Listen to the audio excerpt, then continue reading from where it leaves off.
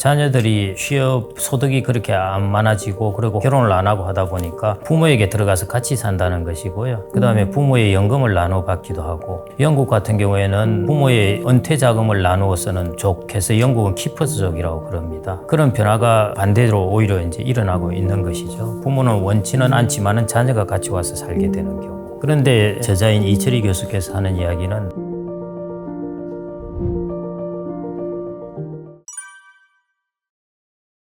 이 책 같은 경우에는 우리나라의 인구에 대해서 데이터나 이런 부분을 오래 연구하신 교수님입니다. 인구 전반적인 것에 대한 인사이트를 주고 있을 뿐만 아니라 특히 노동시장에 관해서 초점을 많이 맞추고 있습니다. 생산 가능 인구와 경제활동 인구가 얼마나 다른가 하는 것들을 여기서 보여주고 있는데요. 그 말은 뭐냐면은 우리가 대부분 생산 가능 인구를 가지고 이야기를 합니다. 15세에서 64세의 인구인데요. 생산 가능 인구는 정해진 것입니다. 거의 인구가 크게 변하지 않아요. 그런데 저자인 이철희 교수께서 하는 이야기는 우리나라는 앞으로 경제활동 인구에 초점을 맞춰야 된다는 것입니다. 그게 뭐냐면은 65세 이상이라도 나와서 일을 할 수 있으면 경제활동 인구에 들어간다는 것이죠. 경제활동 인구라는 것은 국가의 정책이나 사회의 변화에 따라서 얼마든지 유동적으로 변할 수가 있습니다. 키 포인트 메시지가 뭐냐면은 인구는 정해진 미래가 아니라는 것입니다. 생산 가능 인구로 보면은 정해진 미래이지만은 경제 활동 인구로 본다면은 우리가 어떻게 하냐에 따라서 얼마든지 미래가 달라질 수 있다는 것입니다. 메시지와 더불어서 여러분들이 얻을 수 있는 것은 앞으로 노동시장이 어떻게 변하겠구나. 젊은 사람들이 들어가는 노동시장과 나이 들어서 들어가는 노동시장에 괴리가 생긴다든지 이런 여러 가지 노동시장에 대해서 미시적으로 많이 보여주고 있습니다. 그래서 그런 부분들이 큰 정보가 되지 않을까 그렇게 보고 있고요. 미래의 트렌드를 알고 싶으신 분들, 비즈니스를 하시는 분들, 자기가 오너가 아니라 할지라도 기업의 인사부에 있는 사람들, 이런 사람들은 노동시장의 앞으로의 변화를 알아야 자기의 인사정책을 펼 수가 있습니다. 정책 당국자들도 당연히 유용할 것 같고요. 내가 노동시장에 어떤 사람을 고용을 해야 될까? 앞으로 노동시장은 어떻게 변해야 될까? 어디가 노동 인력이 부족해지고 어디가 풍부해질 것인가? 앞으로 젊은 사람들을 고용을 해야 될지, 안 그러면 나의 타겟은 50대인 사람들 중에서도 좀 일을 잘하고 건강하게 보이는 사람들을 고용을 하면서 내 사업을 해야 할지, 이런 것들에 여러분들이 이제 방향을 잡을 수가 있다는 것입니다. 그래서 그런 부분에서는 이 책을 통해서 좀 인사이트를 얻을 수 있을 것 같아서 제가 추천을 드립니다.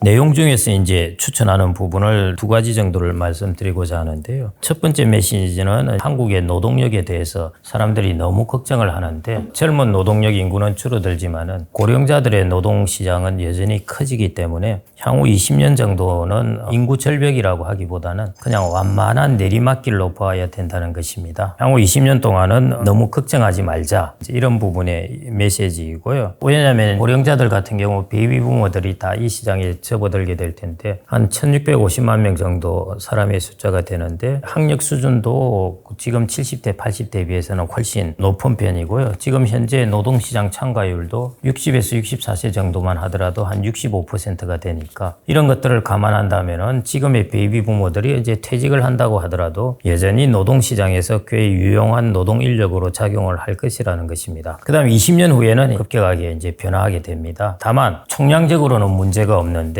부문별로는 수급에 불일치가 많이 일어난다는 것입니다. 예를 들어 젊은 사람들이 들어오는 노동시장이 있습니다. IT라든지 인공지능이라든지 이런 곳에서 일을 하는 사람들은 젊은 사람들입니다. 그런데 이 젊은 사람들의 노동시장 참가는 제가 말씀드렸듯이 좀 있으면 20만 명이 툭 줄어들게 됩니다. 그래서 이 시장에는 사람들이 부족하다는 것이죠. 그래서 앞으로 우리나라의 걱정 중에 하나는 이런 최첨단 혁신 쪽에 우리나라의 산업이 발전해야 되는데, 거기에 들어갈 젊은 사람들의 노동력이 줄어든다는 것입니다. 60대가 아무리 많이 놓은다고 하더라도 이 시장에 들어갈 수는 없는 것이죠. 그래서 총량적으로는 큰 변화가 없을지라도 젊은 사람들이 주로 들어가야만 하는 노동시장에는 이제 부족 사태가 발생한다는 것입니다. 대신에 이제 고령자들이 들어가는 시장, 주택관리사라든지 부동산 중개인이라든지 이런 쪽으로는 이제 차고 넘친다는 것입니다. 수급의 불일치가 생겨난다는 것이고요. 그중에 수급의 불일치 중에 하나가 사회복지 관련된 인력, 여기에도 앞으로 많은 공급 부족이 있게 될 것이고, 의료시장 이런 부분에도 이제 공급 부족이 있게 될 것이고, 우리가 총량적으로는 전체 노동력의 인구가 크게 줄어들지는 않지만은 젊은 층의 인구들이 들어갈 부분, 그 다음에 고령층이 들어갈 인구 부분에서 부문별 수급 불일치가 클 수가 있다는 것입니다. 그래서 이제 여기서 제시하는 방법은 노동시장에서의 이동성을 원활하게 해줘야 그나마 좀 부작용을 완화할 수 있는데, 이동성이 제한되어 있으면 이런 부작용이 더 크게 나타날 것이라는 것입니다. 크게 본다면 결국 여기 메시지는 그렇습니다. 이제 노동시장에 초점을 맞추고 있으니까요. 첫 번째 메시지가 전체적으로 노동력은 절벽은 아니고 완만한 내리막길이다. 두 번째, 그런데 연령별로 노동시장의 수급의 불일치는 크게 나타날 수 있다.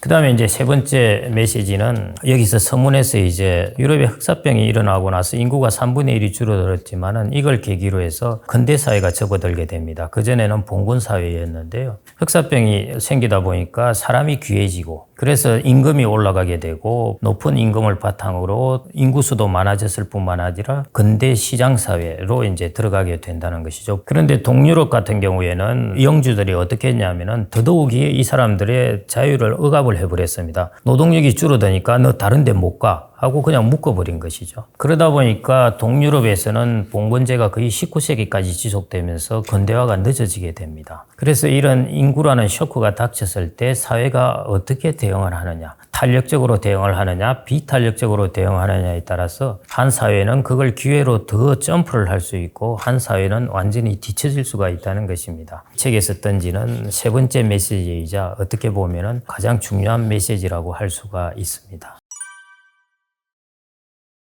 이건 정책 부분입니다. 여성 노동력의 활용을 높여야 되고, 그 다음에 장년들, 예를 들어 50대 후반부터 60대 초반의 인력들의 부가가치 생산성을 높여야 된다는 것. 그 다음에는 젊은 사람들, 노동 자체의 생산성을 높이는 겁니다. 그게 무슨 뜻이냐면은 10명이 해야 될 일을 5명이 할 수 있다 하면은 인구가 줄어들어도 생산이 가능하게 되니까요. 각 개인의 생산성을 높이는 것이고, 그 다음에 새로운 기술과 장비를 도입하게 되면은 사람의 인력을 좀 축소할 수 있습니다. 그 다음에 이민에 관련된 부분, 이런 부분들이 대응할 수 있는 부분입니다. 여성 인력, 여성의 노동 참가율, 그 다음에 장년층들의 이제 노동시장 참가, 젊은 사람들의 노동 생산성 높이는 것. 이게 이제 교육 투자 부분이 중요한 부분이고요. 그 다음에는 새로운 장비, 기술 이런 것들을 도입해서 노동력을 필요로 하는 것들을 줄이는 것, 사람을 이제 덜 쓰는 그런 기술과 장비인 것이죠. 그 다음에 이제 조금 괜찮은 숙련된 기술자들을 중심으로 한 이민 정책. 그 다음에 하나 더 덧붙인다면은 이제 노동시장의 각 부문 간 이제 수급에 불일치가 있을 수 있는데, 그래서 노동시장에서 이동을 원활하게 해야 불일치들을 비교적 쉽게 해결하는 게 좀 용이해지게 되는 것이고요. 여전히 노동시장에 이제 칸막이가 있으면은 이런 불일치가 서로 극대화된 상황에서 존재하기 때문에 국가 전체적으로는 좀 비효율성이 있다. 그 정도를 해결책으로 제시하고 있습니다. 그거는 데이터로 서베이를 해봐야 알 수가 있습니다. 짐작상 주변에 몇 가지 샘플을 가지고 말씀드리기는 좀 힘들 것 같고요. 사회의 변화는 그것만으로 일률적으로 말할 수는 없습니다. 예를 들어 서구 사회에서는 캥거루족이라든지 부메랑족, 일본은 페러사이트 해가지고 일종의 기생충족인데요. 그런 것처럼 자녀들이 취업 소득이 그렇게 안 많아지고, 그리고 결혼을 안 하고 하다 보니까 부모에게 들어가서 같이 산다는 것이고요. 그 다음에 부모의 연금을 나눠 받기도 하고, 영국 같은 경우에는 부모의 은퇴 자금을 나누어 쓰는 족해서 영국은 키퍼스족이라고 그럽니다. 그런 변화가 반대로 오히려 이제 일어나고 있는 것이죠. 부모는 원치는 않지만은 자녀가 같이 와서 살게 되는 경우. 일률적으로 어떻게 한다는 것은 제가 좀 사회 통계 데이터를 봐야 하는데, 제가 그 데이터는 그렇게 잘 본 적이 없는 것 같습니다.